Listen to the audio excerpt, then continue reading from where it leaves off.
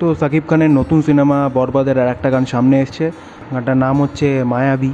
তো এটা সম্ভবত রোম্যান্টিক নাম্বার। এর আগে যেটা ছিল সেটা হচ্ছে আইটেম নাম্বার, ছিল চাঁদ মামা, যেটা অলরেডি ধামাকা মাচাচ্ছে আর কি। তো লোকজন বেশ ভালো রেসপন্স করেছে গানটায়। তো এবার দেখার পালা যে রোম্যান্টিক নাম্বার তারা কীরকম বানিয়েছে।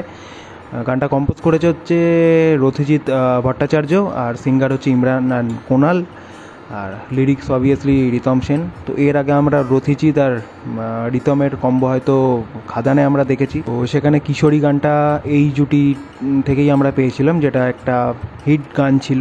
এবার দেখা যাক যে এখানে তারা কী করেছে, দেখে নি চলো।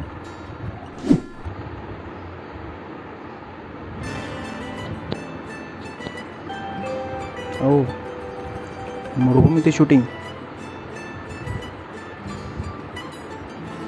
Nice intro.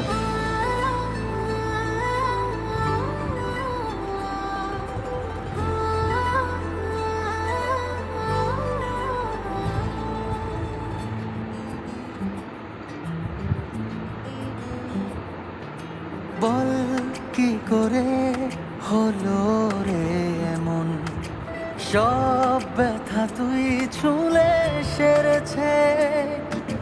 বল কি করে আজকে মন সব কথা তোর কাছে বলেছে। চাইছি না, খুব সুদিং।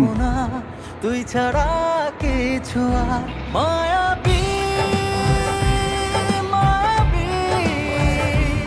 চোখে তোর ডুবেছি।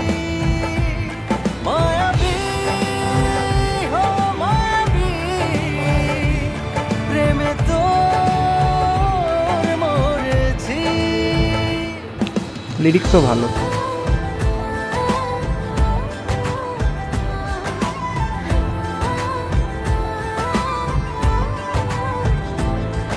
অগোছালো আমার এই জীবনটা, দিয়ে যা জানা তুই গুছিয়ে।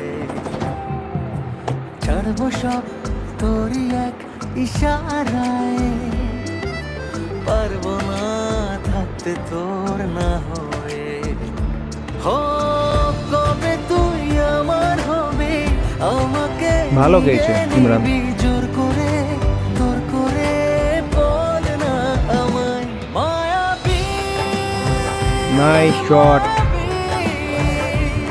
চোখে তোর ডুবেছি।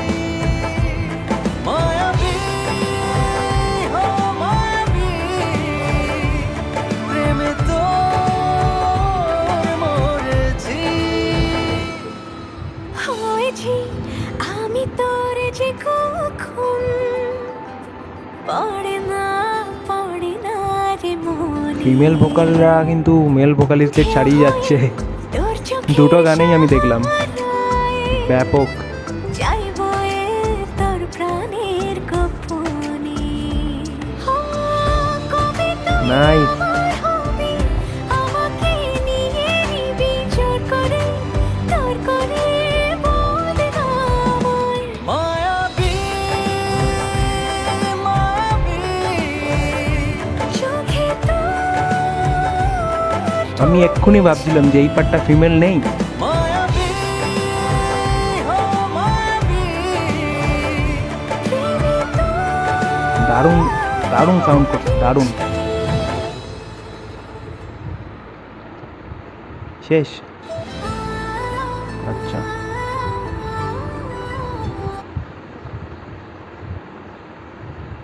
যদি আমাদের কলকাতার মানে টালিগঞ্জের এই ইন্ডাস্ট্রির কথা বলি, তাহলে একটা সময় ছিল জিৎ গাঙ্গুলির মিউজিক মানেই গান চোখ বন্ধ করে হিট হবেই হবে, কোনো সন্দেহ ছিল না। তো সেই জায়গাটা এখন আমরা মানে কোনোভাবেই পূরণ করতে পারিনি। জিৎ গাঙ্গুলির যে জায়গাটা ছেড়ে গেছে, যে লিগেসিটাকে যে টেনে নিয়ে যাবে, সেরকম কাউকে আমরা এখনও পাইনি।